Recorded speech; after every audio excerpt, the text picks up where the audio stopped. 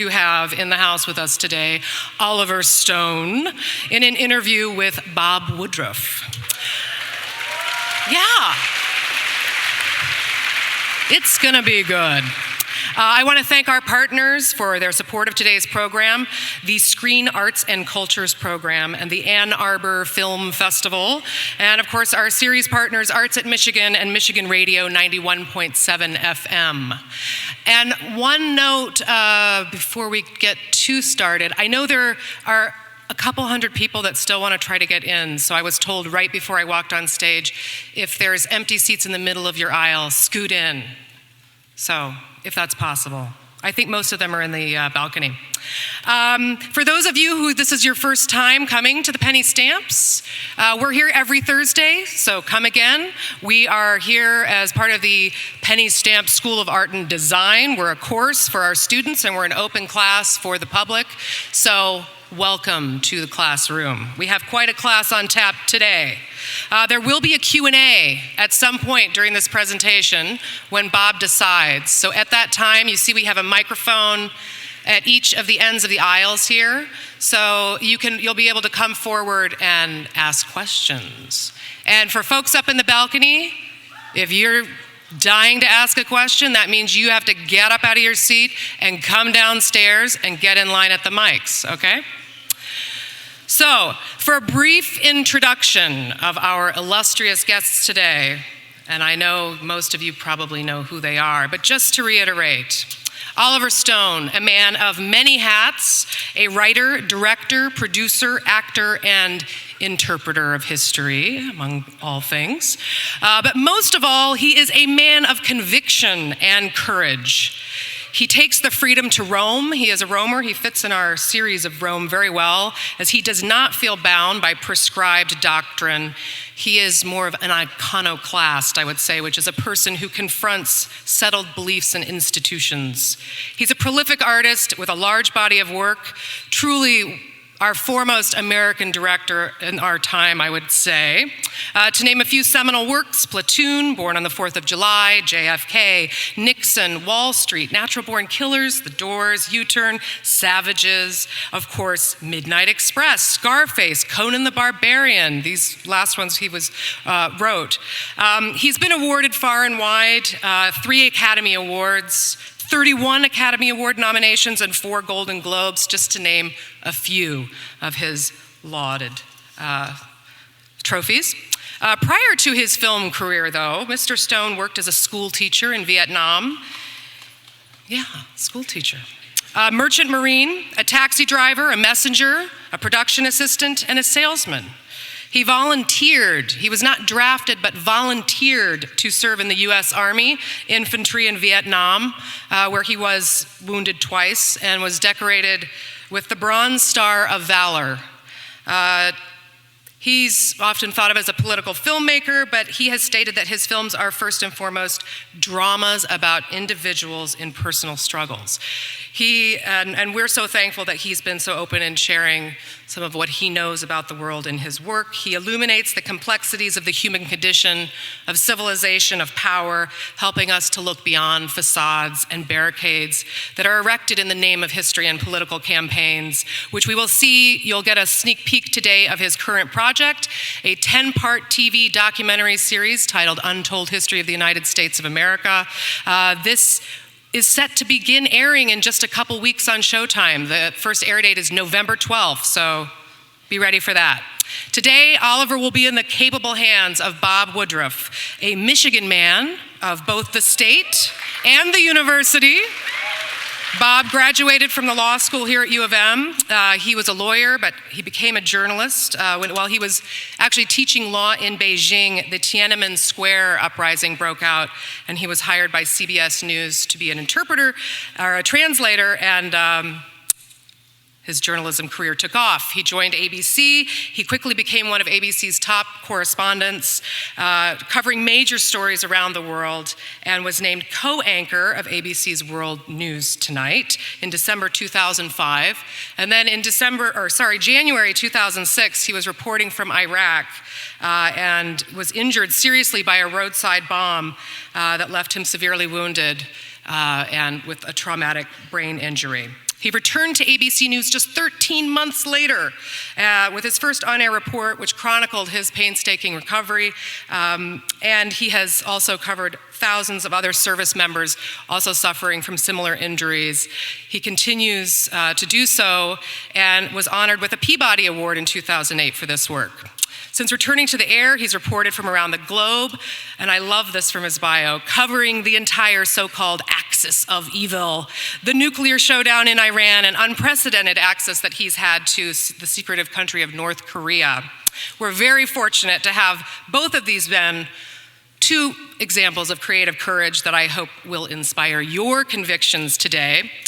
Before I bring them to the stage, we are going to show a very short 4-minute reel just to get us in the mood, overviewing Oliver's work. So, movie time.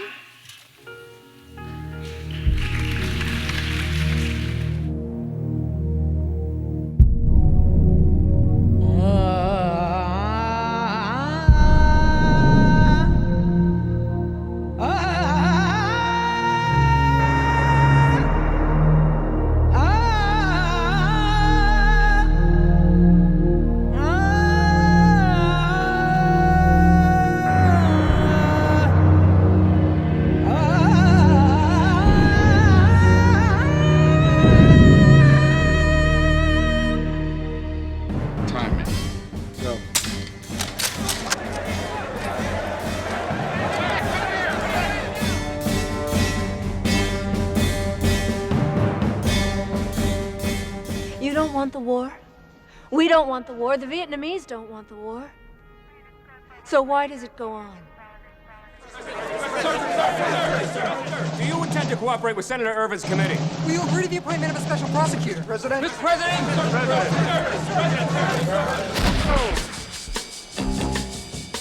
I didn't kill my father, and I don't want... I want you.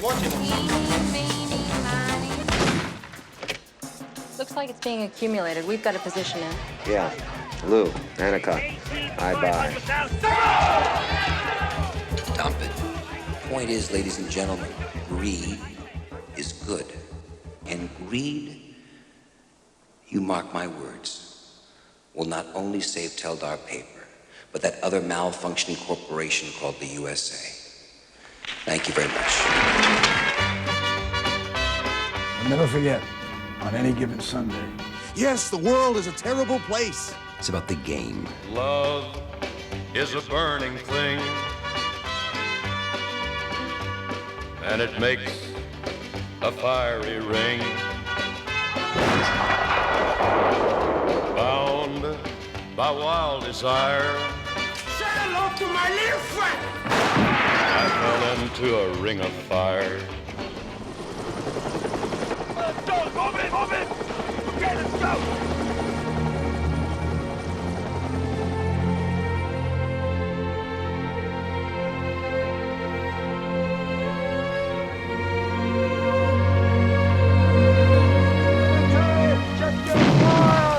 I guess having always been sheltered and special, I just want to be anonymous, like everybody else. Do my share for my country. Live up to what Grandpa did in the First War, and Dad did in the Second. Well, here I am, anonymous, all right, with guys nobody really cares about. Not everybody becomes United States Marines. We want the best, and we'll accept nothing but the best. All I'm saying is I want to be treated like a human being.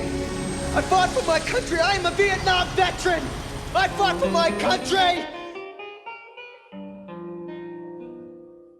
Goodbye, no use leading without chins. This is where our story ends. Never lovers, ever friends. I wish you bluebirds in the spring to give your heart a song to sing, and then a kiss. But more than this, I wish you love.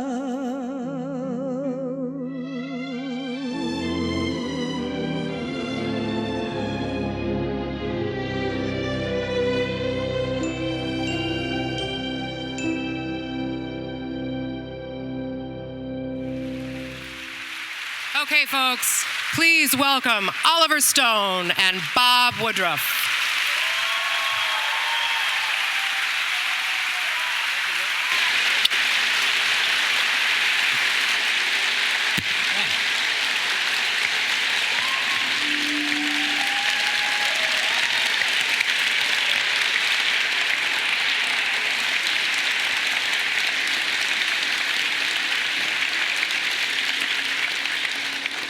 So much light on us right now. I think we see about 7 people in the front, but we assume there's more than that.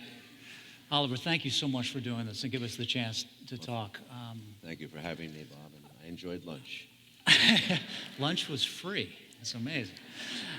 I'll let you know, just this is the book that is coming out, Oliver Stone and Peter Kuznick, who's actually a great professor of history. They put together this book, which I just read this morning. It's 750 pages. Which is another lie, which we're going to talk about today. And this book is now coming out on Monday, which is called The Untold History of the United States, which you're going to hear about today. And then it's going to be on Showtime. It's going to be a series of 10 pieces that's going to start on the 12th, which, by the way, I had a chance to look at part of it already. It's not completely done till the very end yet, right? You saw 3 hours or 4 hours out of 10. Right. And the 10 are mostly done. We're just polishing some of the 8, 9, and 10. But it's one a week, so it'll be 10 weeks into January.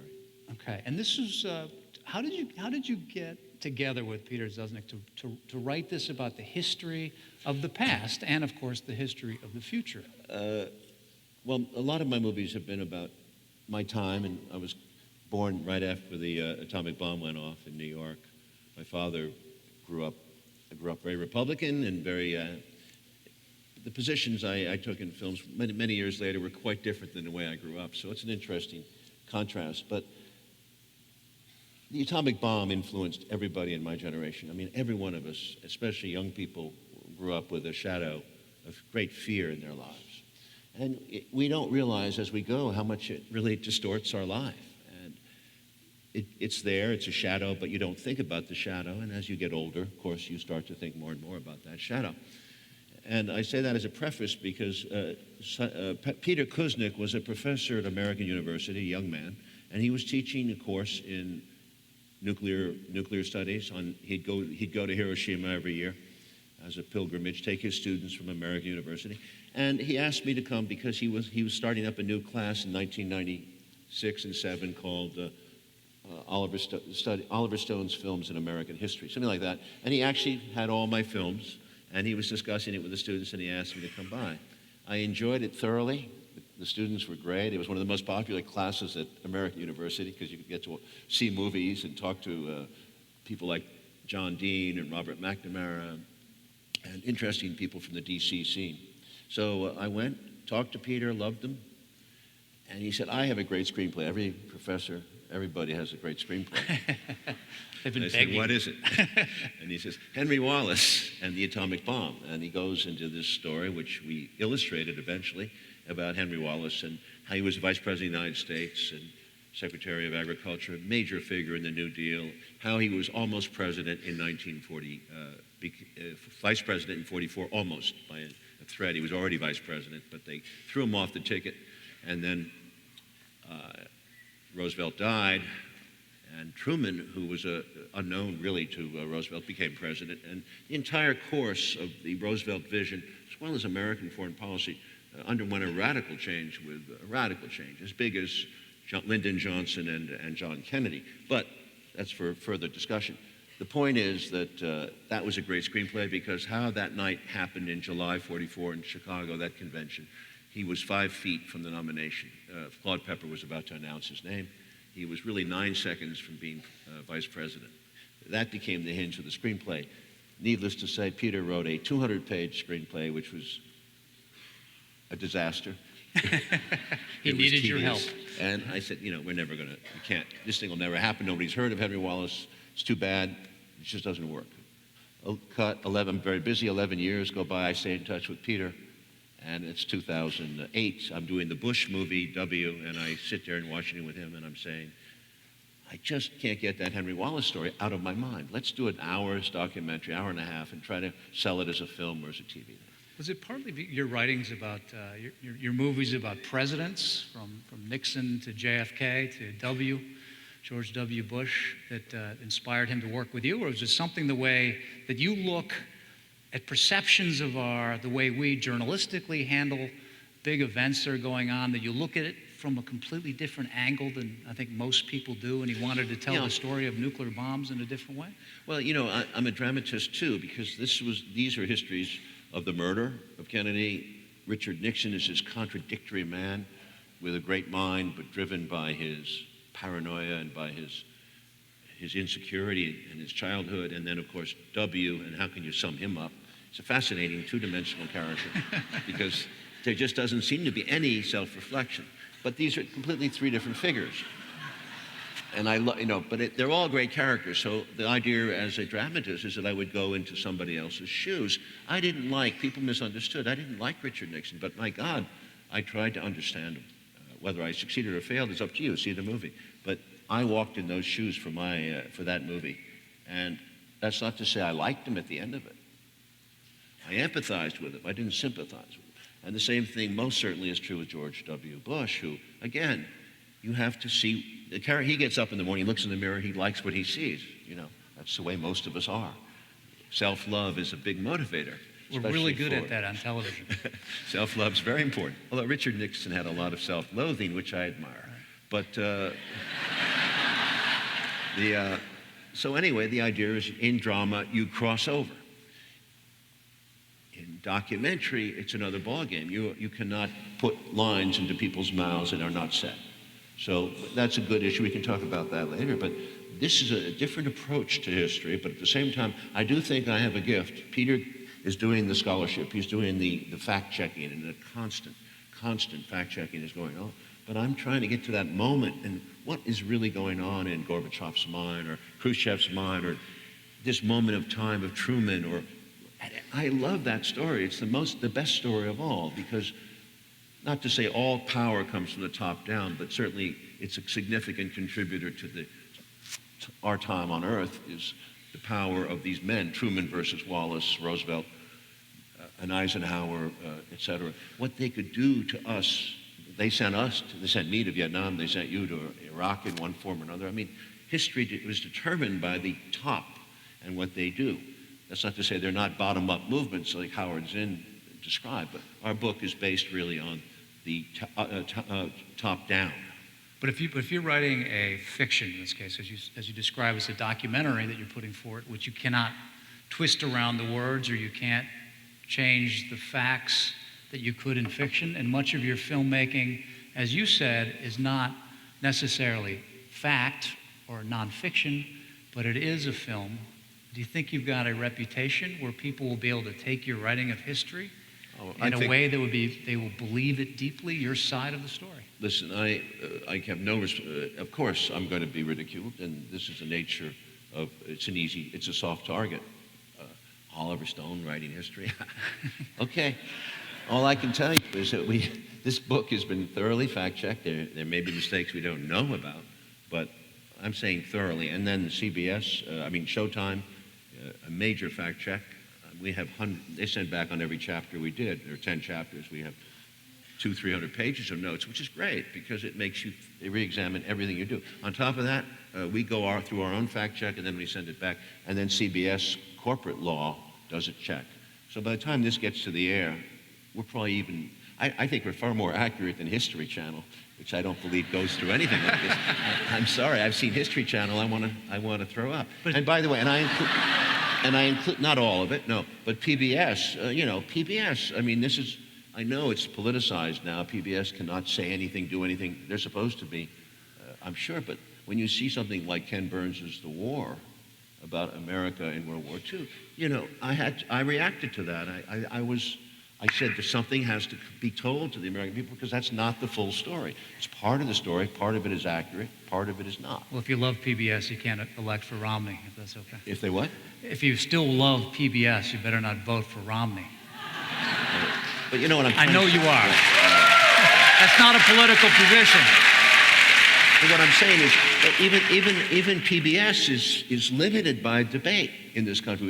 We have a false dichotomy, because what I know about PBS is that when it comes on, they always say the American experience, because they have to sell America. There's got to be a flag in 55 shots of their ads, right? They keep doing the flag. And the flag has to keep getting bigger and bigger and bigger. Something is wrong. It's not the American experience, it's the global experience. Where does America fit into the global experience? You know, looking at this book too, because when I think of you saying that this is not about, if almost the assumption that if someone says American history, that it somehow will be a one-side story without a balance of all the facts on all sides. Debate is the greatest thing here at the University of Michigan Law. When I was in law school here, debate was my favorite thing, because the greatest thing to do is to argue strong for one side and then flip over and argue the other side. And then you can make the determination of which one you think is better or worse, and you always learn little facts you didn't know before. So even those that are, I don't know, you want to say, against your thoughts, your political positions, they will read this and they will see something that is brand new that they never even knew before. They know that you are a filmmaker, an artist. I don't think people look at you as a Peter, who's a great historical professor, but there's clearly, you've got the facts in this book, and I have to say, I have concerns about my own children, the kind of classes that they take, because they're small and they're short, and they don't get all the facts. And I think, personally, kind of traveling overseas, when I went there, I was shocked by what I learned and what I saw. And you're not one talking about politics. You called it, personal conflict is really what your movies are about. So even if you like the president that you're doing a film about, either way, it's only about them personally, not about their political positions. The movie, you're talking about the movie? Or movies, yeah, this the is movies a different that you have approach made. here. We don't have time to dwell in character the way we did in a movie. A movie is done. On Nixon, though, I think, listen, of course, there's a lot of controversy, and JFK, we also put out companion books with the facts as we knew them. And on Nixon, I thought we were accurate to the spirit of the man. Of course, we had to collapse many incidents, but I do think we caught the spirit, the flavor of the Nixon White House. And certainly Bill Clinton thought that on W, he loved the movie. He told me that we got him. And then I'll tell you who else loved that movie. And maybe it's not for the right reasons, but I was shocked. I heard it because she would never talk to me. It was through a conservative friend of mine. I heard at a dinner party that Nancy Reagan had really loved the movie. Really? Because she knew the young man and knew the father, and had very low opinion of the father, actually, I think. And by the way, in our book, I do think that in the movie, because that's a good question, because I just thought of it, because the young Bush, of course, is contrasted to a more hardworking, more noble intended father. But in this book, under the Bush chapters in the 1980s, it's a fascinating reveal of what really happened during the Gorbachev period after Reagan, and how Bush Sr. betrayed the possibility of peace. Betrayed may be too strong a word, but you must read that chapter and see the chapter when it comes up as chapter 8. It's fabulous chapter, because it makes you re-examine everything. You said debate. Hardest thing in the world is debate. Law school, God, I don't think I could make it through, but we would have let to you me, in. the process of going back and forth. I read the regular textbooks, my daughter's high school textbook. I hear what they're saying. I hear what they write about the American concentric myths and about World War II, about the bombs, about Cold War. And if you repeat it and repeat it, you start to believe it. So I think you're absolutely correct. On a stage, the best thing would be to do, take our point of view, take that point of view, go back and forth, and have the student study both, understand both arguments, and then your mind will really develop. But you must have our argument, and our argument is not even in the arena right now. It's not allowed in the arena. Yeah, my kids hate it when I debate them too, but that's another story. I want to talk back to history in a minute, and certainly about the topic of your book and your new series. But I think a lot of people here want to know about how it was that you changed direction in your life and became a filmmaker, a great writer. I remember for myself, the first time I ever knew about you, and the first to completely convince me how masterful you are, was Midnight Express. And that was actually my senior year in high school here in Michigan, and I wasn't sure after that, before I decided I want to go to Turkey myself and see that country and try to do it without being thrown in prison while I was there. But what was it? Was that your real big turnaround, that film? That did turn very enormously. That was a big moment. It was in 1978. It was my first recognition. I'd been writing out of film school for 6-7 years without success. But I'd sold some things. I had option, but I always wrote screenplays. I always wanted to direct because I'd done so in short films at film school, NYU. But it's a hard business. It was hard then. And Midnight Express was the key to the screenplay. It's a great live, true story. Of course, I never was sure of the truth with Billy Hayes because it changed a few times. But he had an interesting experience, no question. What happened in prison, we'll never really know. But the Turkish prison is insane. I mean, there's very funny things that happen and then very grim things. But Billy escaped in a wonderful way and told the story. They bought it, and it was a low-budget film. We made it. It was a huge success. And it had a lot of the xenophobia about the Turkish way of life, the Turkish prison, that I saw in Argo, which I liked very much as a tension. It reminded me a lot of it, the tension level.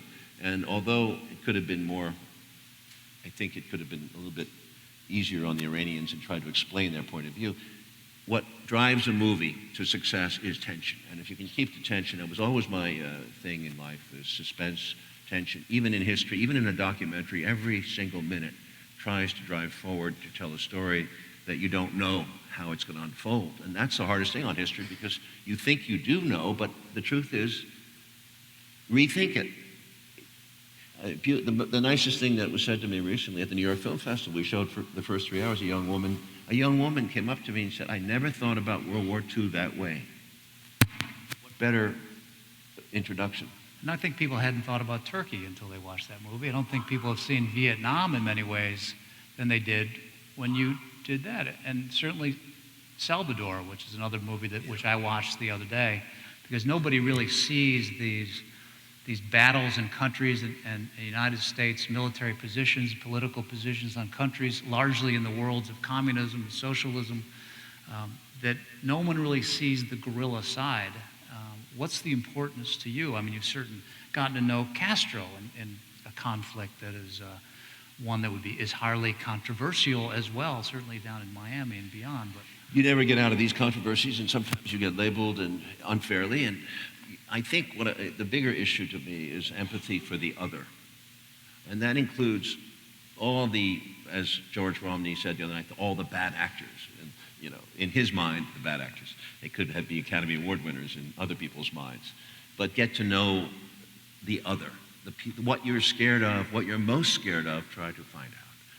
Hell, I'd go see Stalin right now. I'd love to talk to him because I want to know how he sees it. And that's what we try to do in this series. We try to get into the mind of the other, the enemy, whether it's the Iranians or the and that's not to say they get a free pass by any means. We're very tough on Stalin, and certainly these chapters lay out the brutalities of that. But it's really a much larger issue is to try to understand what is good for your country and how you can be a political leader or a contributor to your culture by taking care of the American interest in the world. It's not to say to celebrate only the American experience, the triumphalism, but to understand with humility where we fit in to a huge global picture, which is a fascination and has tremendous implications for all your lives in the future. So it's just, do you think we look at all storytelling, as a country, as citizens, that we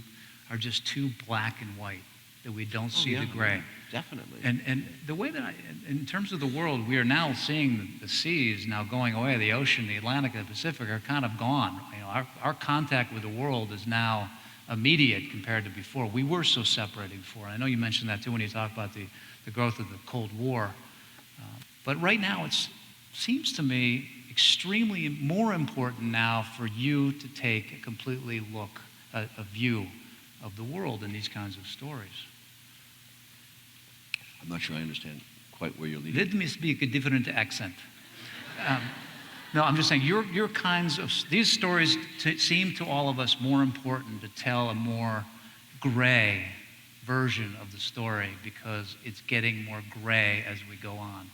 We looked at world as we were the white good against the black bad. We were talking about the great against the horrible.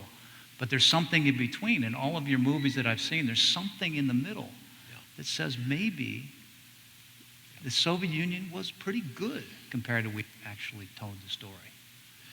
Well, where do I start? I mean, that's a huge issue, and I think it's all about nuance. I think life is too. There's no, this good-bad thing has hurt us enormously, and I see the constant reference to evil, good, evil. It becomes a simplistic morality tale, which is extremely dangerous, not only to other people, but essentially to yourself. And the failure of every, and we are an empire, call it whatever you want, the failure of every empire, the failure of every, is always from within, it's not from without. And it's the within that is the character, the psychology, the makeup.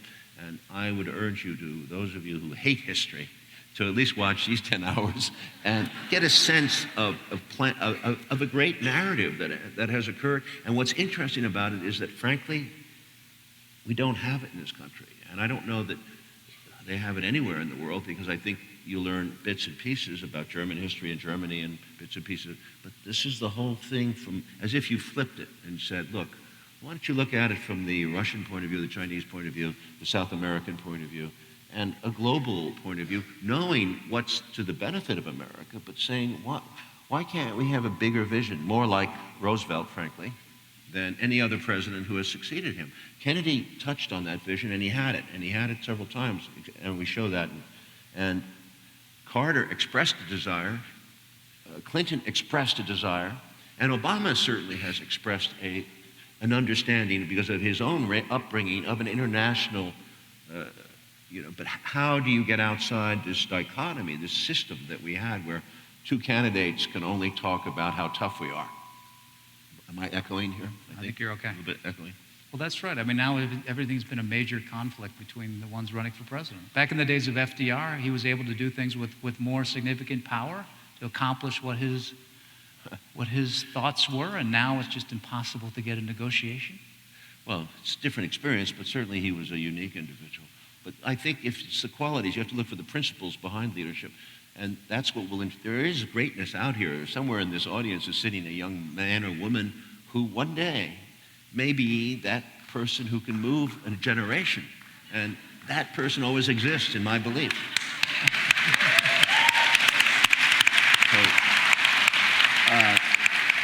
So I always believe that torch thing, and we pass it on.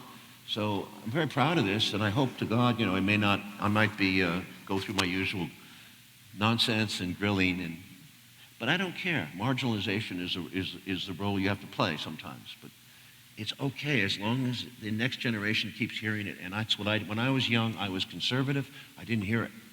Well, after Vietnam, I started to hear it because people got angry and they were protesting, and it was people who I didn't like them at first. I said, fuck it, Kent State, there's 4 of you got killed, about hundreds of us get killed every week. So, but that's lack of empathy.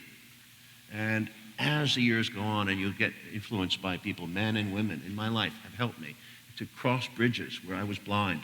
And Salvador, certainly in 1983, going back to Salvador with Richard Boyle, who was a journalist there. Richard was a crazy Irish journalist, loved to drink and party, crazy. He was that character, but he took me into the people. He said, this is what the underclass is living like. And it was frightening because of the border checks, the passes that they needed to have. There was a word for it. And everywhere they went on a road to go out at night with the army there and the death squad, certainly. And what was really going on in the country, it was terrifying. And the U.S., of course, was supporting it, as it always supports the dark side. We tend to, before Cheney. But anyway, that woke me up. And by the way, just a small little anecdote. I go to the streets of Tegucigalpa because we're about to invade. People forget, but we were really gearing up for an invasion of Nicaragua because Reagan was frustrated. He didn't think the Contras could do it alone. So we had a lot of troops in Honduras, and we had troops in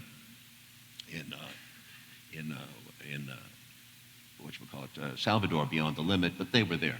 And so I talked to the young people in the streets because they're wearing uniforms, walking around like we did in Saigon back in '65. And I said, to one of these kids, and it was a young woman, actually. I was kind of shocked that she was a young woman in uniform. I said, blah, blah, blah. And I said, do you remember Vietnam? And she looked at me and she said, I'm not allowed to talk about that, sir. You know, in that kind of a voice, because she knew that I wanted to go, but I wasn't a protester type. I wasn't looking like one. But still, you see, there was a sort of like a young person who doesn't know what happened 20 years before, who's serving in Honduras, willing now to kill local people in this Central American Republic because our leader says the communists are coming across the border. It's pretty stunning, even on an invasion. I remember it going into Iraq back in 2003. A lot of those right there was with the Marines, with the first LAR on the way in. There's a lot of guys, even at the really high ranking, that I met later on and during the time in Baghdad, they didn't even know that there was a difference between Shiite and Sunni, you know, which was the biggest issue that arose after this all happened. So there's absolutely a lack of information for those on the ground, which brings me back again to things that changed your life. Going back before Midnight Express, go back to the Vietnam War. One of the greatest films ever done is Platoon, of course. But how was it, your thoughts when you volunteered to go into the military for the Vietnam War, and how did that change over time? Very similar to the way it did for so many Americans, or was yours a different trip?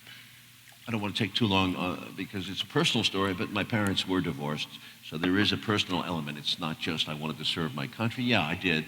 I did not like the people at Yale University I was with. George Bush was in my class, ironically. Don't make fun of it, but it's true.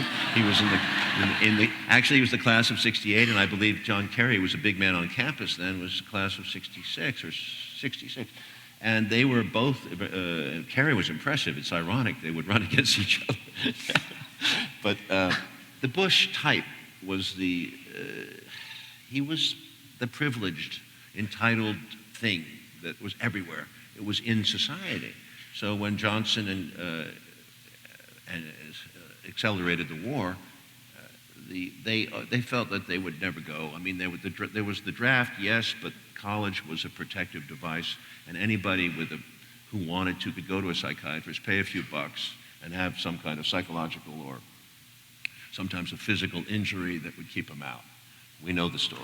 So very few, it was the sense of what happened today. It was a 1% army. It was like only those who are really down and out go, except for those people there are many people who volunteered for the draft or volunteered because they believed, and a lot of them were hurt over there.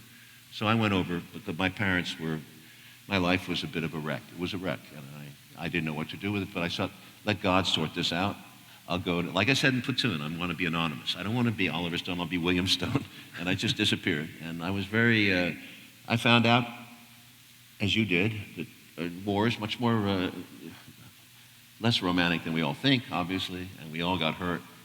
And I'm very lucky to have survived, but it seemed that God or destiny had me sorted out for something else. You were shot in the neck. You were shot in the back of your shoulder? I was shot in the neck, and then I was blown up in about 2 months later. I was in 25th Infantry, which was right south of on the Cambodian border, as pretty much like in the platoon. Then I actually went back to the field in the 1st Cavalry up in the north. So I was in 3 different combat units, and I saw quite a bit of that 67-8 period, which is pretty heavy. And what I saw was disturbing because of the villages in the north especially, and the way we treated the Vietnamese. And we can talk about that else. But what happened was I wasn't radicalized over there. I was disgusted and turned off and numbed.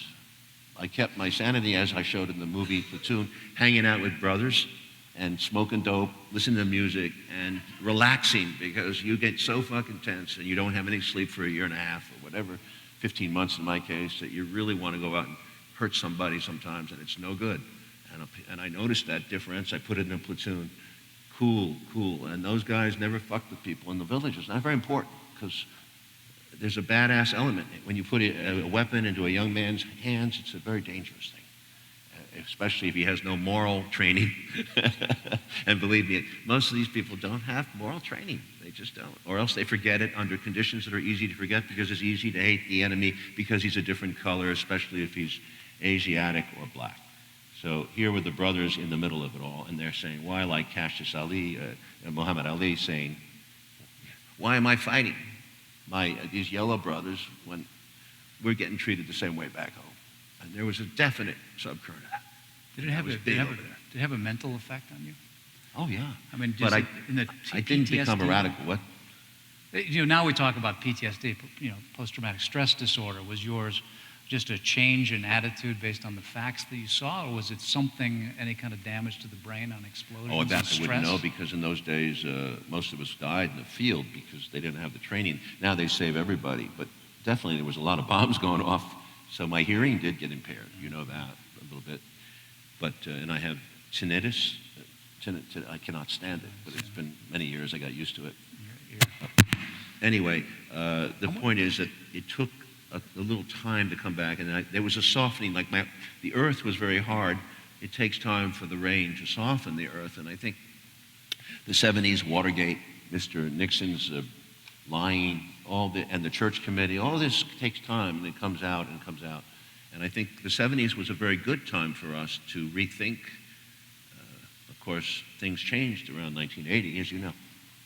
I want to get back to history, and I want to show a piece, the first piece in a second. I just want to tell you that which is really unique also about this series, is there not a single soundbite from anybody. You narrate the entire piece, start to the end. Well, it sounds bad that way, but... No, I think it's... first of all, this is, I don't know, this is probably your entire history education in 10 days. You could spend with him 10 hours. I listened to the 4 hours of it, and I couldn't stop watching it, and I had to concentrate constantly because the words just keep coming out. I have to think of every fact. But just to let you know that one, this is the beginning of his series. We can roll in a second. This is after series 1, chapter 1, when this starts next on November 12th. Take a look at the beginning.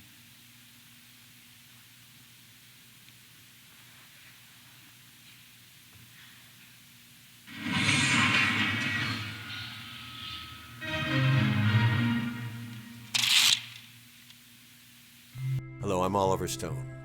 When I was a young boy growing up in New York City, I thought I received a good education. I studied history extensively, especially American history. It made sense. We were the center of the world. There was a manifest destiny. We were the good guys. Well, I've traveled the world now. I continued my education as an infantryman in Vietnam. Made a lot of movies, some of them about history. And I've learned a lot more than I once knew. And when I heard from my children what they were learning at school, I was perturbed to hear that they were not really getting a more honest view of the world than I did. We live much of our lives in a fog, all of us. And I would like my children to have access to something that looks beyond what I would call the tyranny of now. You watch the media, and everyone talks about that thing, the news of the day, and all the subconscious, really important stuff that's going on is being neglected. Napoleon once said that history is a pack of lies agreed upon. Well, I'm not sure I agree. I believe history does have a meaning, does have a purpose, and there is a pattern to be found. And I wanted, with my colleagues, rather than make another feature film, to tell the American story in a way that has never been told before. There are many questions that you may not find answered here, but you will find questions raised that I hope will help make you more conscious. We are going to propose, among other things, a forgotten set of heroes. People who suffered for their beliefs and who have been lost to history because they did not conform. And we are going to debunk some of those heroes that you believe in, not with malice, but by restating the facts. Unless we remind ourselves of the good that we have lost, it's not easy to imagine a better future. By showing you the patterns of behavior which have come to be that you perhaps have not noticed before, we will try to bring you back to the meaning of this country and what so radically changed after World War II. There have been some profound mistakes, but we still have a chance, I strongly believe, to correct them. So that is the beginning.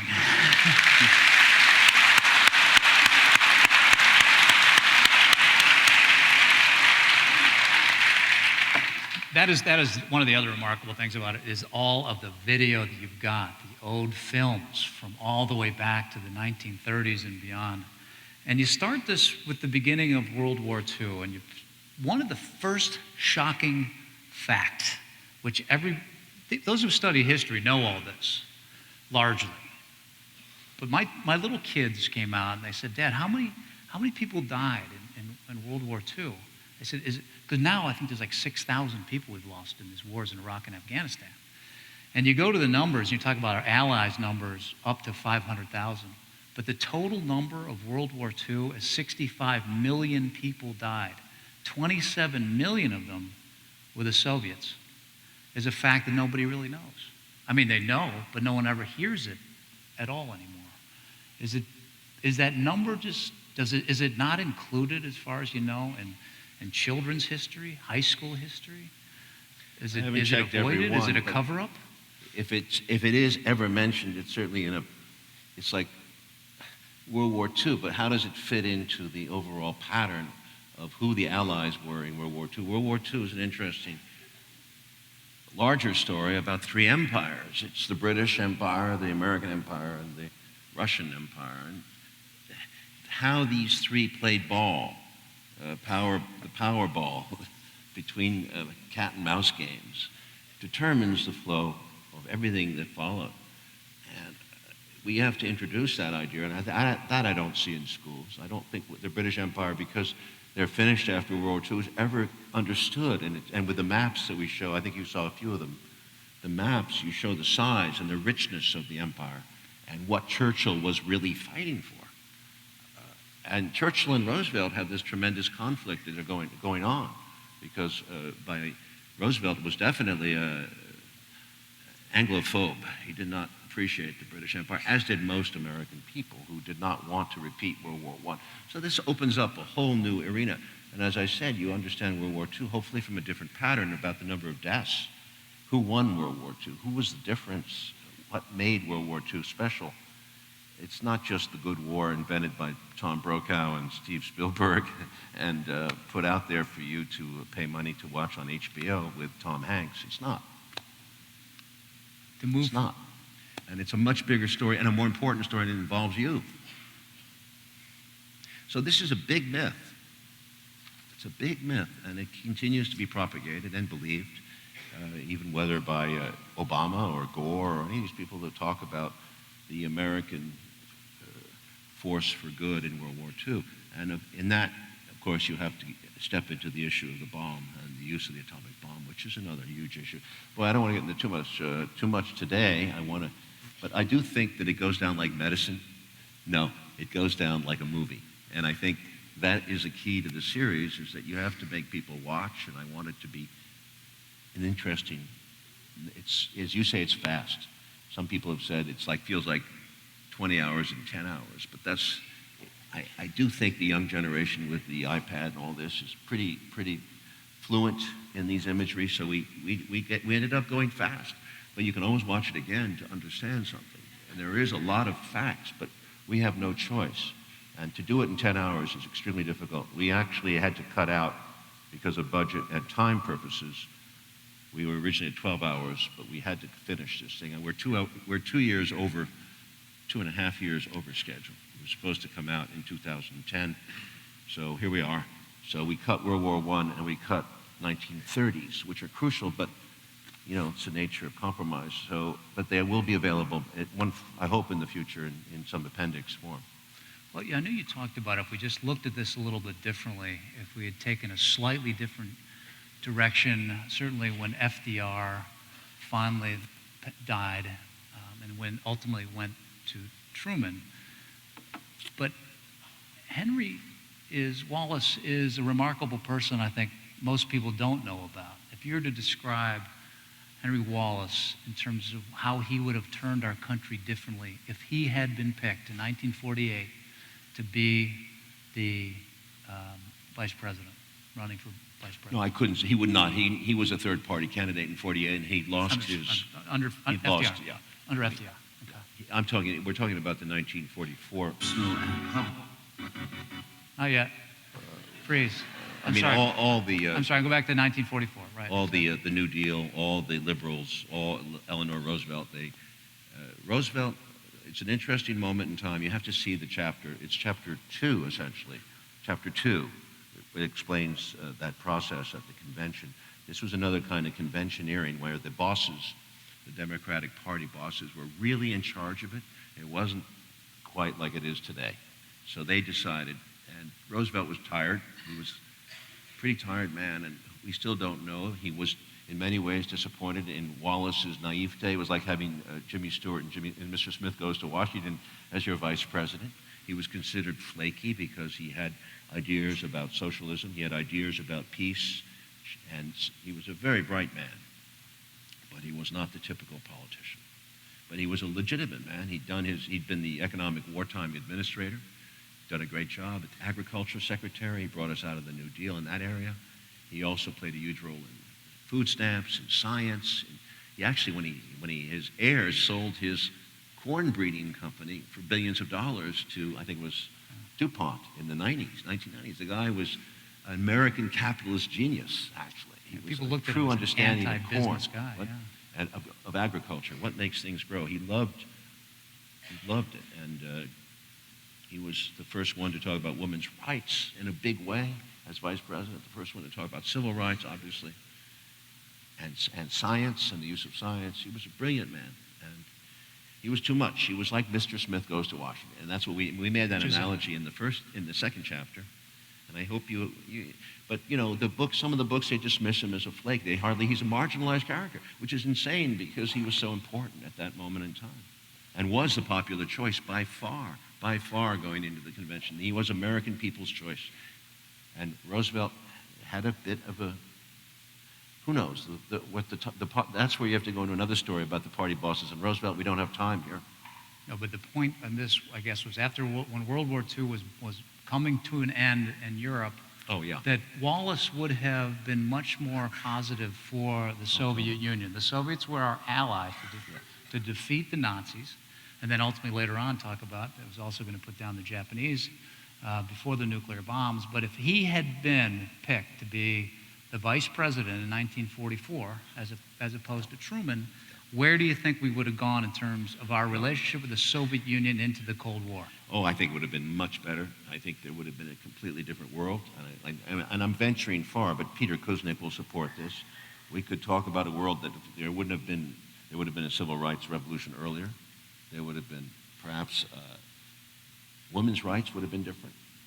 And the whole issue of Vietnam, whether that would have had, and Korea, whether those would have occurred, because Stalin would have had a different attitude with Wallace. There would have been a different cabinet, it would have been more the Roosevelt. Roosevelt always felt he could handle. He liked Stalin because he saw his ruthless side, but he also understood his Uncle Joe side. And he used it against Churchill very effectively because Roosevelt was dealing with a bigger issue than either Russia or England. He didn't want Churchill to get back in and use the United States as, quote, a good time Charlie again, which was to say, take the U.S. For the ride, and then we're going to leave Europe, and then they'll get back into business with Africa and Asia and their usual business as usual. The world was changing.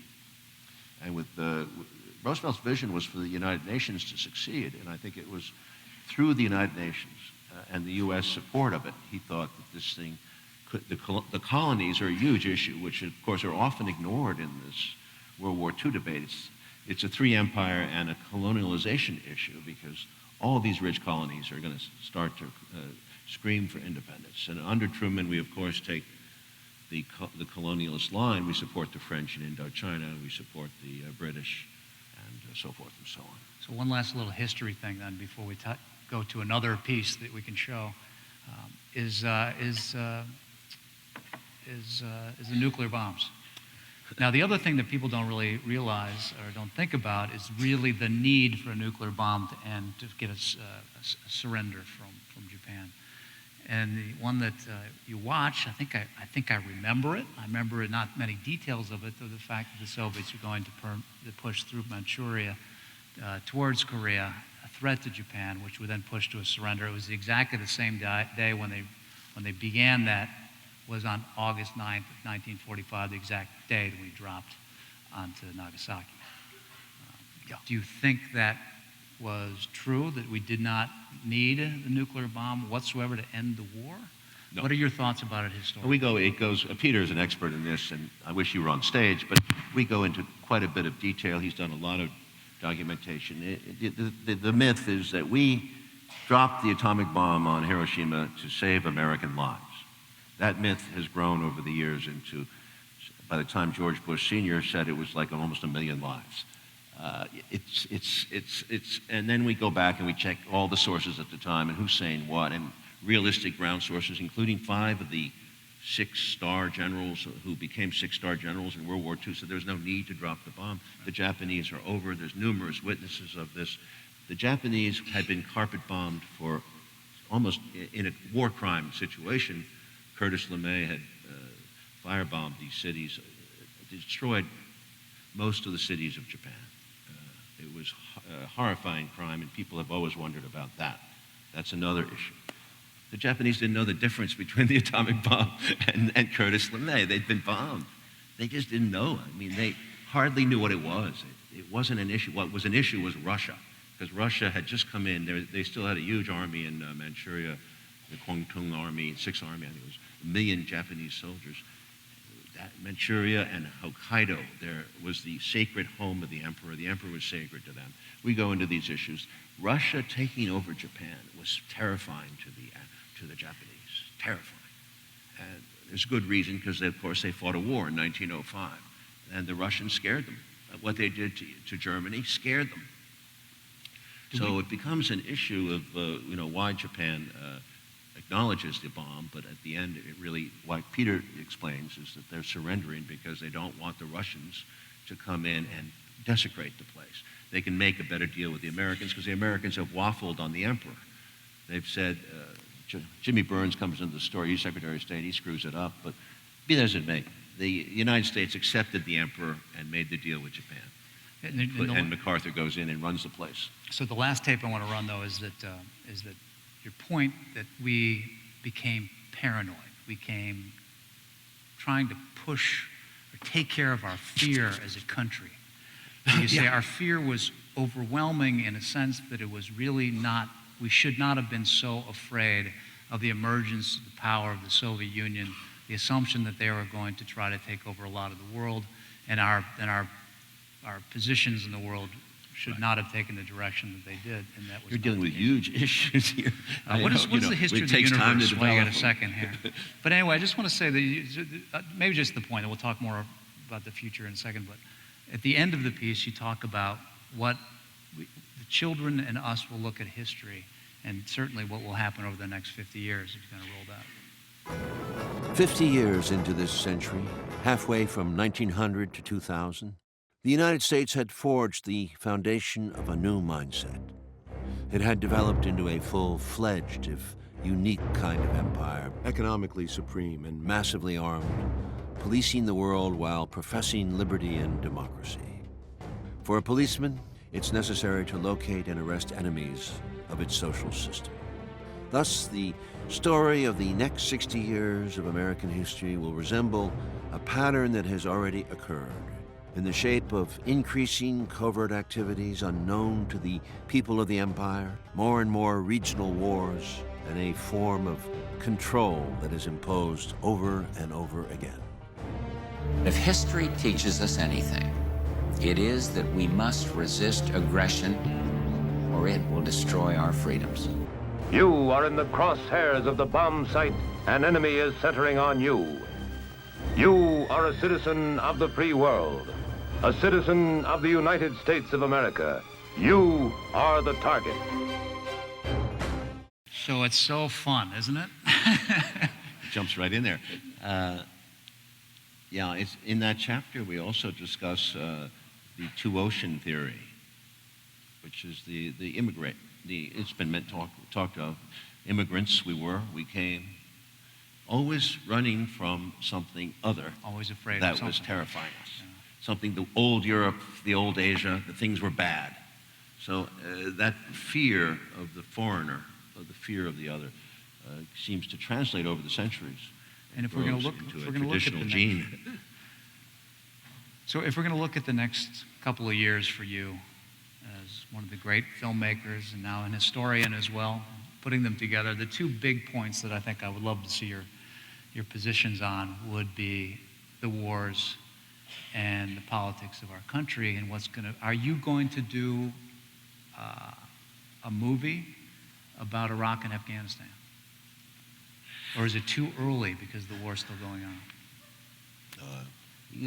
Bob, that's a tough question. I would say to you no, based on my place in time right now. First of all, I haven't been over there like you have and many of the troops have. So my war with my generation was Vietnam. I'm interested in the modern world, but I'm at an age when I can't read the papers with the same passion that I used to. And frankly, you have to accept the way things are because people are educated a certain way. What I can only do is contribute my experience of the past to the future, which is what I'm trying to do with this film and book. So that's my contribution that I can make. Whether I run out now and spend 2 years trying to put together a coherent narrative on Afghanistan, Iraq in a movie form, or whether it's a documentary, it takes that time, but I don't know if that's the best use of my experience. You're very creative. I'm sure there's filmmakers or ones that would dream to be so here. Would you have any simple advice to those that want to get into it? Well, it's worth getting into, goddammit. Don't take...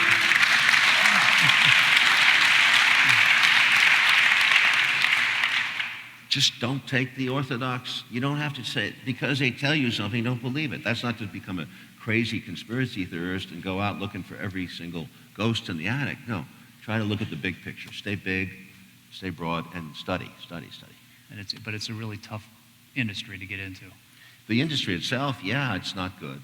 It's not good, but I don't know that any industry in this any industry in this country is easy. I mean, it's a very. I mean, if you follow your heart and stay a storyteller, somehow you'll bounce up in the foam here.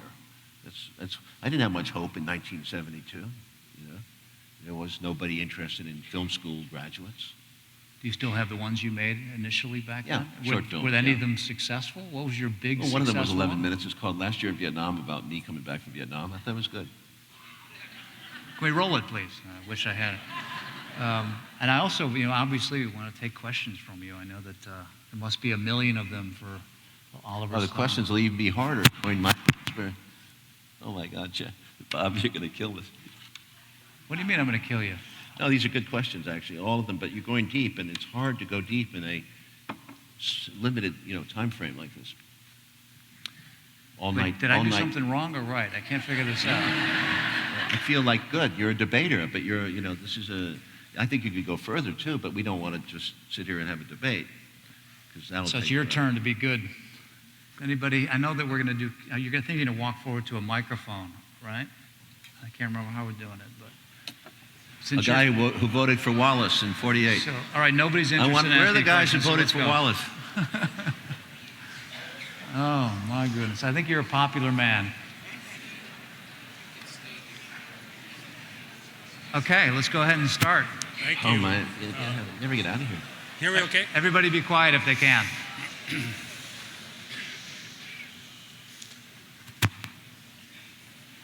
Oliver, welcome to Ann Arbor. Thank you. I served with the 25th Infantry Division in Tay Ninh Province about a year after you did.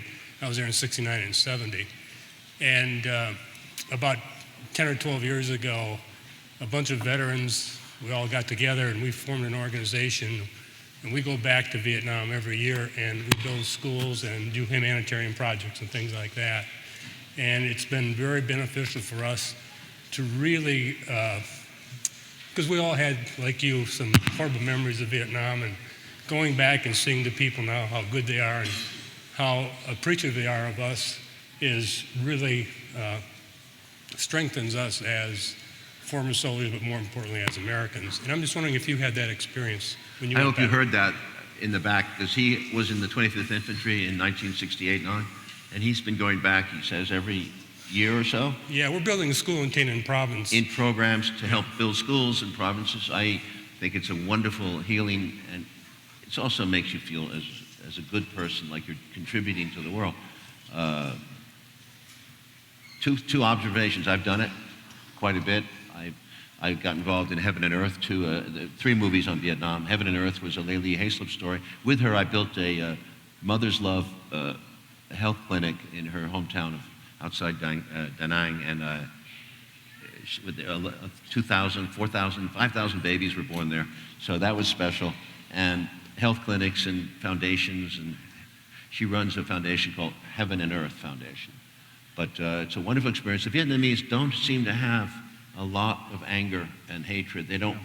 I didn't feel the resentment. I feel that they're moving on, and they were bombed. 3 million, no, close to 3 million died, maybe more. So they've moved on, and to them it's just the American war. There was the French war, there's the Chinese war.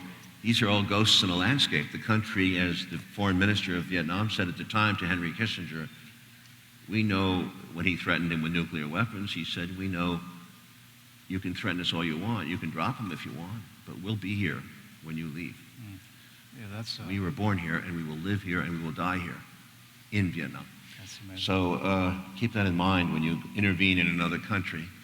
And my second thought is, I think as a veteran, I was heartbroken in the 2002 and 3 when they did this again with Iraq, with Bush started to beat the war drums, and all the people who should know better at our age went along with it.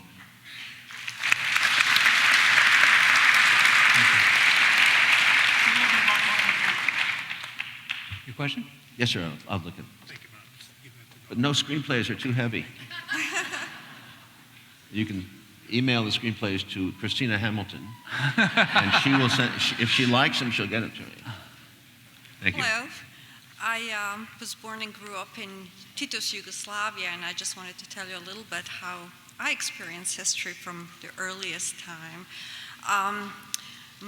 There was the official history that we were taught in school, but then my own family always talked about things that happened to them. One of my grandfathers was a partisan in Tito's army. Another one was on the side of the monarchists. Both of my grandmothers were very traditional women who just hated all sides and just wanted to get through the war and make sure the children stayed alive. So what I learned about history was that there were many voices, that there was not just one side of things. You were kind of suspicious of everyone who claimed that they had the answer, who knew what the truth was. Well, in the 70s, my family moved to the US, and I remember my first history class, and my history teacher was a very conservative man. He was a wonderful teacher. He was a wonderful storyteller, but he only had one viewpoint. And I remember we started doing a chapter on communism and Soviet Union and Yugoslavia and that whole thing. And he presented a picture that I just knew wasn't true. I mean, it was just, some things were true. There were certainly sides of it. But so I hardly spoke English, and I had a terrible accent, and I went up to him and I said, you know, that just isn't right. So he made me debate the whole class. And I did, but he came at the end and he shook my hand and he said, you know, I'm going to start thinking about things differently. He was, you know, despite the fact that he was taught history a certain way. That's great. And he was willing to open his mind, and I remember him fondly, you know, just the fact that the conversation between people means so much. Part of Yugoslavia history is in here too. There you go. If you watch it on Showtime. I'm going to get that book. There's parts of the history of Yugoslavia right after World War II. Oh yeah, when great Tito story. came. Great story. Complicated history indeed. Yeah. The whole of Eastern Europe is complicated. That's right. So thank you. Have you thought of making a movie about Tito? About who? Tito. Oh, great character. Yeah, no, complicated. I can't do. There's too many of them. Too many great characters. Documentary has the best way to combine these stories as quickly as we can. And I think I'd love you to see the Greece-Turkey story is a key proponent, a key factor in the World War II, in the Cold War, and becomes a huge story. And Yugoslavia, and actually a great story because Stalin never really does not support the Greek rebellion, and Tito does. So that's where the Tito-Stalin split comes from, which is crucial to the world understanding. But again, that was a detail at the time that was ignored by Truman. Hi. Thank you both for coming. Mr. Stone, you talked a little bit about how the United States has a history of supporting dark sides around the world as opposed to exploring alternative perspectives. And I was wondering if you could apply that idea to the work that you did in Latin America, specifically in south of the border, where you quite literally explored those perspectives. Yeah. Certainly that was, I think for many people, if they watched it with an open mind, was an eye-opener. South of the border, 2009, I think it was, or 10.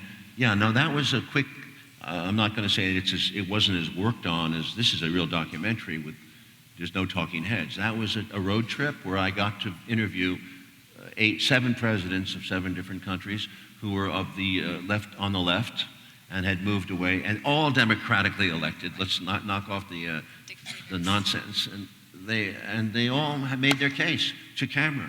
And I think that was, at least, it wasn't deep, but it opened people's eyes to something they don't know. In America, the media does not report Latin America correctly.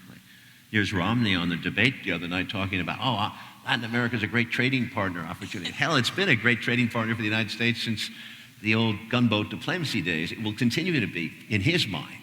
But believe me, it's a huge regional power, which can make a huge contribution to world peace and culture, away from the United States dominion. Thank you. You're next. Okay. I had a quick question, hopefully. I know you've won a few Academy Awards. I just want to know, what does it feel like to win an Oscar? Like, what kind of feeling did you get when they called your name? When I get the thing? Yeah. Finally, we had a good question. All right. How old are you? 14. 14, man, 14. Oh, man, it's like when Elizabeth Taylor takes you into her arms and gives you a kiss. No, at 14, or it's like getting a nice piece of candy, maybe, or buying a comic book.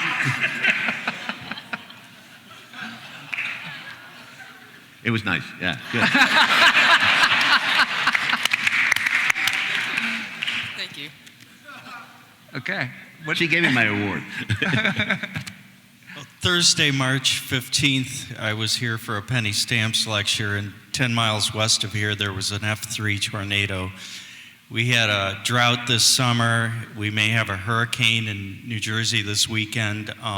It's 80 degrees for a second day at the end of October. When are you going to do something about global warming? It wasn't even mentioned in the debates.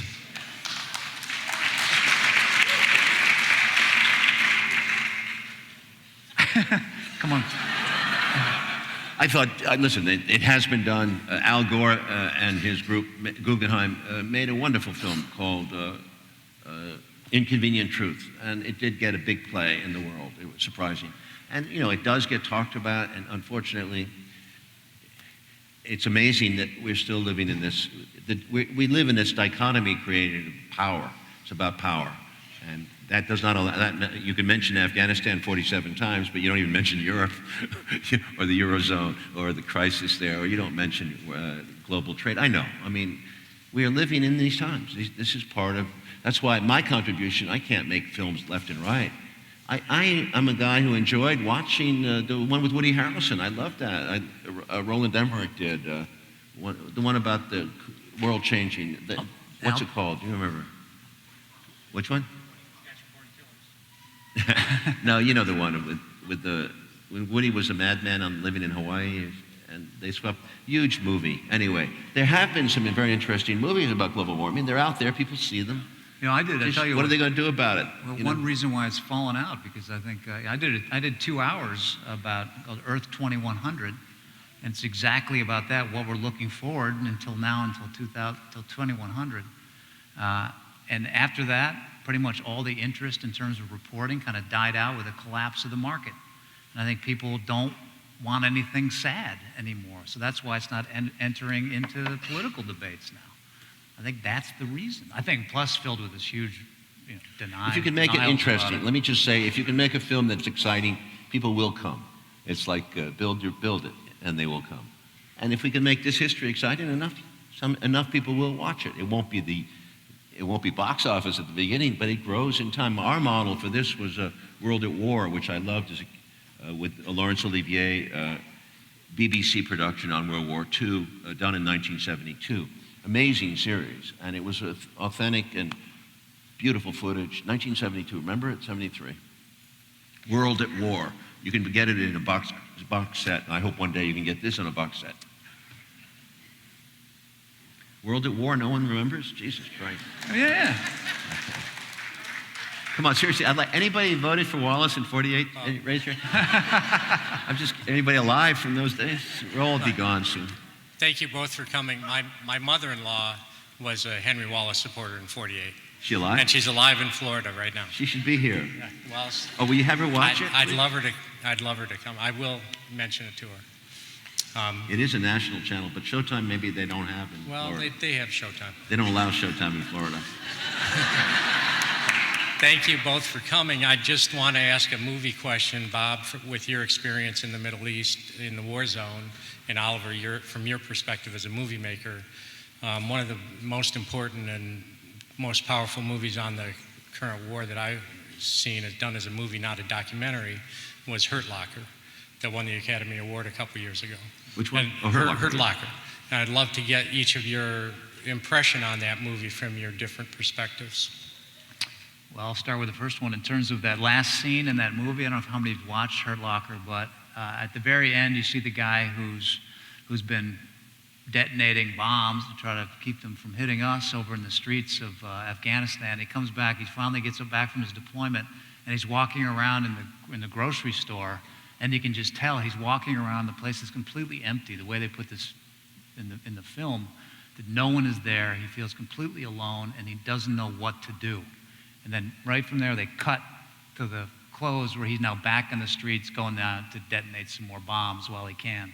That's where his family had become. And we're seeing a lot of that now. The point of this is that these multiple deployments that they're getting now in Iraq and Afghanistan is they have difficulty turning off the bulb. It's all bright while they're there, and then suddenly they come back into the community after the deployment, and it just goes out, and they don't have a transform. They can't really take over time to yeah, no, that's great. That's what happened to him. That's so true, and certainly you know it firsthand. But for me, the film is problematic. It's a wonderful tension movie, but it raises the problem that this gentleman raised, that you cannot bring up certain things, because there had been a group of Iraq-based movies that had come out, including stories about CIA extraordinary renditions, and those kind of movies had not done that well. They'd done poorly, in fact. So there was this don't do Iraq, don't do Afghanistan myth sets in. And this movie did not make money, unfortunately, and it won an Academy Award. But it was a tension-filled movie, and that was why I think it got respect. It was done by a very good director, Catherine Bigelow. But it never raises the question, ever, of what those guys were, why they were there. And doesn't even go close to the question, because you're not allowed to. It's sort of like, already she was in enough trouble doing that subject matter, and I don't think that she ever could have entertained a serious discussion of, wouldn't these guys ever wonder what the fuck we're doing over here? Wouldn't they ever get tired of it? I mean, I did hear that robots were doing the heavier work at that time. I'm not sure. I've heard all sorts of stories about the authenticity of it. Yeah. But there are issues that don't get raised in movies because it is simply not convenient. Well, I did talk to Tom Hanks the other day. I know you're not respectful of him, just the way he takes positions on, but I did ask him, you just mentioned him for a second. Whoa, don't put words in my mouth. I'm not saying that. I'm just saying that what his point was, it's hard, you cannot do films now of the current wars because you can't even approach the nonfiction, the news telling about it in terms of film. So, for example, the wars that films they've done about wars, they've waited for a decade before they do it, or at least years and years before you did Platoon, before you did 4th of July. You did that well after Vietnam. I remember MASH, for example, was certainly about Vietnam, but it was too close behind, so they pretended it's Korea that MASH was about. Yeah, Catch-22 for World War II. So I think it's hard to do anything about Iraq and Afghanistan now unless it's a documentary like Restrepo. That's self-censorship, too. That's the audience. That's us. But make it good and it will work. Make it good. But she almost got away with it. I am concerned about this Bin Laden movie because I do think it's going to be triumphalism. I fear. You know, I think that there's this glorification of you know, this need to glorify what we do, and I don't think that's balanced.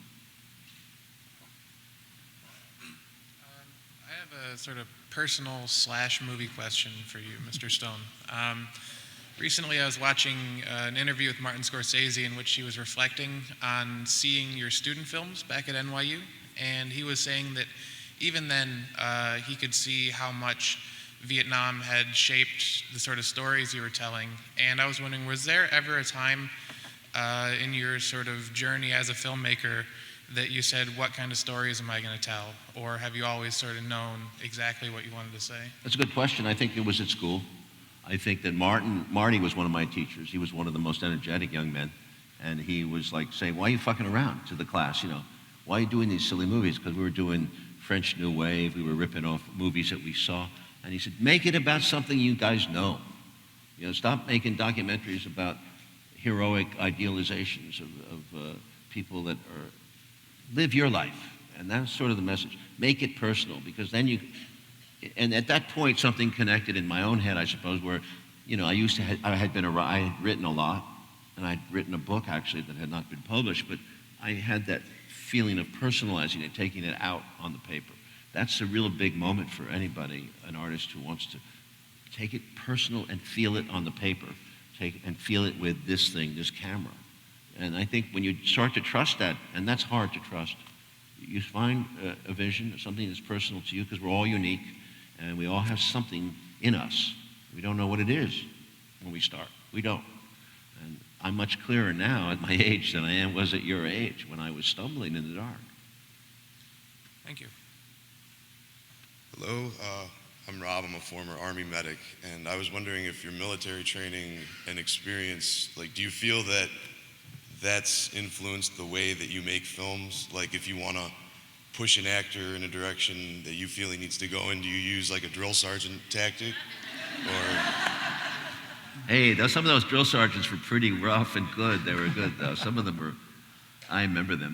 They had those postures, man, because they were great posture. Yeah, they get always straight. I wonder if they went home on weekends. Do you think that they when they drank a few beers, do you think they had that posture? yeah, some of them were still on duty, I think, at night, you know. What were they like in bed? They always had, in my day, in Fort Jackson, they had the Smokey the Hat Bears, man. They were great. Oh, yeah. Smokey the Hat. That gave you authority. Those guys I remember to this day. I'll probably remember them on my deathbed. And I heard there's a couple of women now doing it. Tough job. There are female drill sergeants, but not where I was. Tough job. I guess so. You know, it's part of school. It's the training. You know, you have to admire. I do believe in self-discipline, and I think that, you know, some of our techniques may be considered barbaric now, and but they were, as far as I can tell, they were like policemen and firemen. They're good men. They're doing their job well. I mean, do you feel that rubbed off on you, like in the way Yeah, that you do your job well. I mean, hopefully inflect it in the proper direction and do it morally and do a good job at something you believe in, but to do it, your job well, yeah, it's important. Absolutely. Thank you. Thank you. Hi, Mr. Stone. Your films obviously stand for great social and obviously very personal concern and investment. My question is, from a performance standpoint, what do you expect for your actors to bring to the table for a project? And how do you go about extracting that in order to parallel your own enthusiasm for a cause? You're asking a very complex question. You know, actors, it's not one type. People often think an actor, and then they think you can, it's not a drill sergeant thing where you have one mode of operation, standard SOP or die. Sure. Okay, you got to make your rifle this way. Actors are an exotic jungle. You're going into a bestiary, if you want, where there's every kind of bird, snake, lion. Every facet of behavior is going to come back at you. So you have to be it's like be cautious, but study the person and try to bring out of that person the best. It's a collaboration with everybody, and it ain't always going to work if you deal with 800 people over a course of 30 years in this very sensitive thing, which is called like dealing with dynamite or chemistry, where you're making possible explosions. Things can go wrong. But I value the experience because I learned from them, they learned from me, and sometimes we created something that was magic, and sometimes it fizzled. But, you know, I would say I do have tremendous respect for actors because it's a very insecure world they live in. They don't really know who they are sometimes, and they can only be who they are for that time of being. And they can do it, and they can go further than you can because they know the character. You can maybe get him to third base, but he's got to get home. You know. Thanks. Hello. I'm a current film student at the University of Toledo, and I'll be honest, the only movie that I've seen of yours has been Scarface that you were involved in, but I like you. And the reason and the reason I do is because I was raised mostly in a dichotomy rather than a binary mindset, both religiously and politically within my family. And as I've gone through college and film studies, that is just, that gray area has just grown and grown. And I guess the question I want to ask you is, how do you find the courage to portray an issue or a personal experience in film that may not align with popular thought or the binaries that are portrayed often in the film industry? And more importantly, how do you sell it? Okay. Yeah. Well, it's a tough question because I think there's a lot of independent films which are doing exactly what you're doing, what you're saying. I mean, you want to make a story about your Chinese laundry or your lesbian lover or your parakeet. You'll find a way in this present technology. You can make a movie about your parakeet. And whether it's seen by many people, but at least you can get it made. The technology is so cheap, it's home movie time now, okay? So there's a lot of that going on. So I don't really know exactly how to answer the question, except you can personalize it that way. But I would say start humbly and start with a small movie. Do it as a short film. We used to work on 8mm at 16, and then we worked our way up. You didn't handle 35mm right away. Now, of course, it's video. So video seems to be spilling out of everywhere. It's just anyone can do video, but I think I've lost something in it. I think there's a sacredness that's gone. I mean, for me, an image is still important. So when I see endless TV and endless internet, I think it takes the image and it trashes the image to me. So I don't even like to shoot unless I'm shooting. I mean, I'd like to shoot a movie, rest. Some actors, and just go into another movie fresh. So when I pick up a camera, it's as if it's a new day. And but film is going, I guess. You know, Kodak went bankrupt. That's a shame. Unfortunately. It's a shame. But I don't think film will ever go because it's better than digital to this day. I love it. I'm studying with film right now, and it's one of they've been selling us this bill of goods, but they're wrong. And those who have good eyes can tell. That's not to say digital projection is fine, but I love to shoot on film because you have grain, you have resolution. So let's keep film alive. Thank you. All right, I'm going to be the bad guy here and tell you we're only allowed to have one more question. So I hate to say that to you, the rest of you behind, but yeah, one more question is all we can do, and then we got to go. I know, I'm sorry. Go ahead.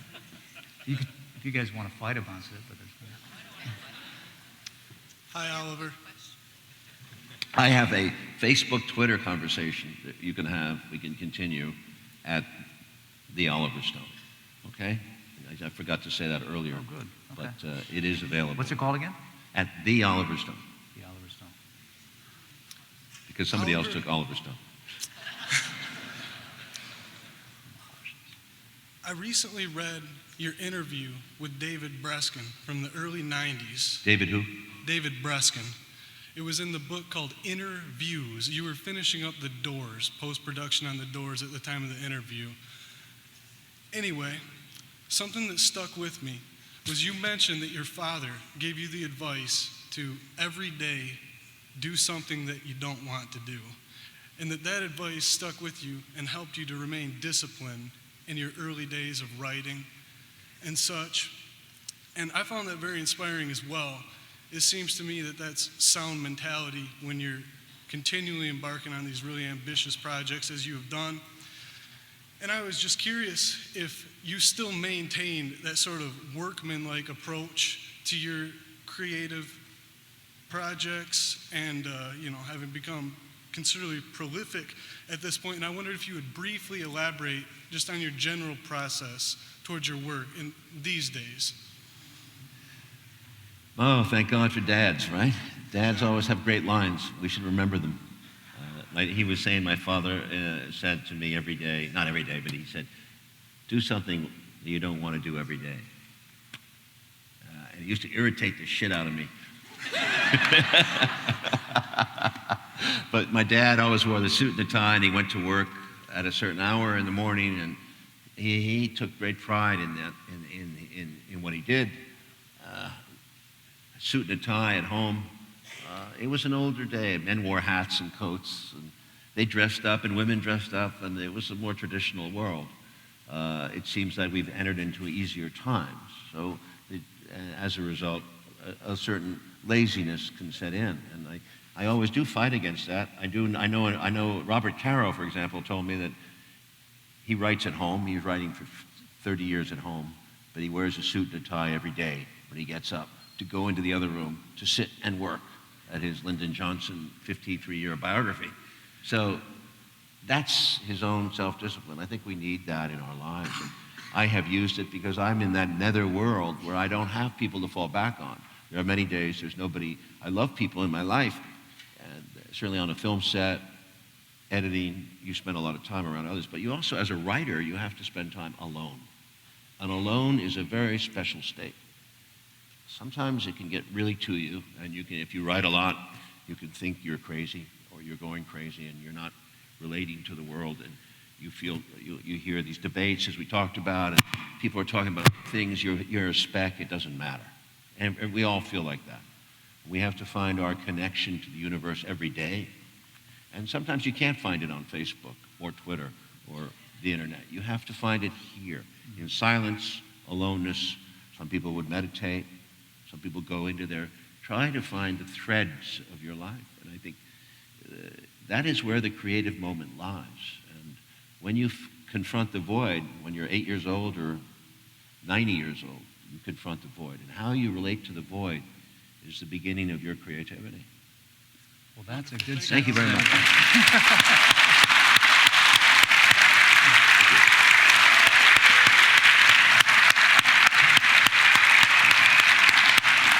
Very well done. Thank you all very, very much.